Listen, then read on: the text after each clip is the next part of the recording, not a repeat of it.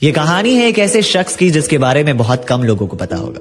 एक बार की बात है, रमेश नाम का एक जवान जिसकी पहली पोस्टिंग सिक्किम के लिए हुई थी। वो जिस ट्रेन से जा रहा था उस ट्रेन में सभी आर्मी के जवान थे, लेकिन उसकी बोगी पूरी खाली थी सिवाय उसके। और उसके सामने वाले सीट के नीचे 2 बैग रखे हुए थे जिसके बारे में रमेश को बिल्कुल भी नहीं पता था। देर रात हो चुकी थी और लोग उसकी बोगी की ओर से अगर गुजरते तो सामने वाले सीट पर प्रणाम करते और आगे निकल जाते। रमेश ने सोचा कि इस बारे में सुबह पूछता हूं, और नींद भी उसको काफी आ रही थी तो वो सो गया। बीच रात में जब उसकी नींद खुली तो देखा कि सामने वाले सीट पर आर्मी के ड्रेस में एक शख्स बैठा हुआ रमेश की ओर देखकर मुस्कुरा रहा था। रमेश भी मुस्कुराया और पूछा कि इस सीट पर लोग प्रणाम क्यों कर रहे हैं? तो सामने वाले शख्स ने कोई जवाब नहीं दिया। वो पहले की भांति मुस्कुरा रहा था। रमेश को थोड़ा अजीब लगा और वो वापस से सो गया। और अचानक से जब उसकी आंखें फिर से खुली तो देखा सामने कोई था ही नहीं। ये देखकर रमेश थोड़ा डर गया और इस वजह से उसको पूरी रात नींद नहीं आई। अगली सुबह उठा तो सबसे पहले उसने यही सवाल सबसे किया कि मेरे सामने वाले सीट पर ऐसी ऐसी चीजें हुई। तो लोगों ने बताया कि ये सीट बाबा हरभजन सिंह की है। हरभजन सिंह की पोस्टिंग इंडो चाइना के बॉर्डर पर 1966 में हुई थी और एक ग्लेशियर में फंसकर 2 साल में ही उनकी मौत हो गई। जब 3 दिन तक उनका शरीर नहीं मिला तो लोगों ने उन्हें भगौड़ा साबित कर दिया।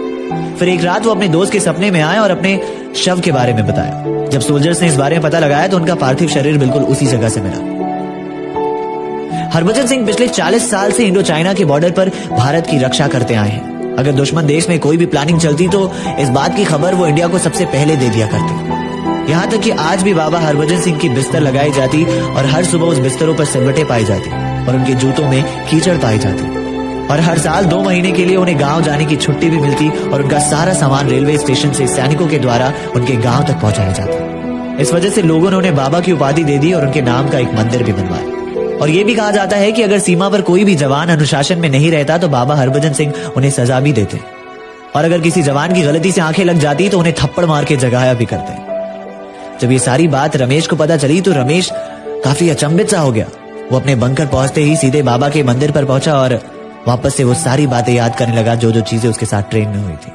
और इस बार फिर से बाबा हरभजन सिंह उसके सामने वही मुस्कुराता हुआ चेहरा लेकर खड़े हो गए। लेकिन इस बार रमेश ने उन्हें अनदेखा नहीं किया बल्कि दिल से एक सल्यूट मारा। अर्थात कमाल है ना, लोग यूं ही डरते हैं। ये भी बड़ी अजीब विडंबना है। कोई मर मर के जीता है और कोई मर के जीता है। अर्थात एक जवान कहलाना इतना आसान नहीं है। जज्बातों को पिघलाकर रगों में लोहा भरना पड़ता है।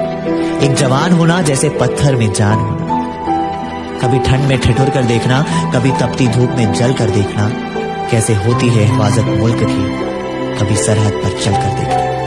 We really really really proud on you Indian army. जय हिंद।